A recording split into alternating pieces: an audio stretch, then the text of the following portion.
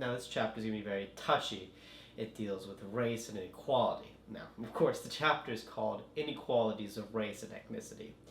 Conflicts rule this area, and a minority is a person who has physical and cultural characteristics in which they are born and have certain status quos and tend to be oppressed by individuals in society.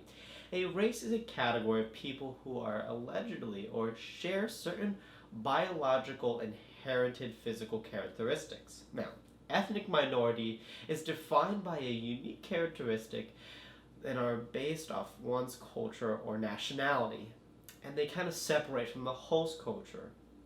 This makes ethnic minorities a subculture. People tend to oppress those due to the fact that they have a large amount of loyalty to their own beliefs and groups and frown upon people who don't follow those beliefs.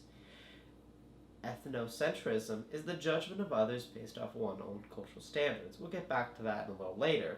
Patterns of assimilation is when they adapt their own and give full rights of participation to other groups and members in that society. Anglo-conformity is like when immigrants conform to accept the host culture. A melting pot is when ethnic and racial minorities blend together, and in more modern sociology, they use the phrase toss salad, where cultures exist side by side. Cultural pluralism is when immigrants keep their old ways. Prejudice is widely held preconcepts of groups. These attitudes are based on strong emotions and are rooted by unchangeable ideas. Discrimination is unequal treatment of an individual based off their minority members. For example, you deny someone the position of a job due to their race. Stereotype is a set of ideas based off distortion or aggression that applies to all members of that certain society or that certain group. Hate crimes are based off prejudice. Functionalism mainly revolves around ethnocentrism, and the fact that they have such judgmental and elitist groups tend to take advantage of ones and try to seek economic ways for them. For example, colonists will use negative stereotypes to justify their cruel actions towards the Native Americans. Conflict groups say that majorities use prejudice and discrimination as a weapon of power to rule over everyone else. Majorities use this as a weapon in order to secure their status quo and to eliminate or neutralize competition. They are motivated to control the markets and gain a control over sacred goods. Symbolic interactionism says that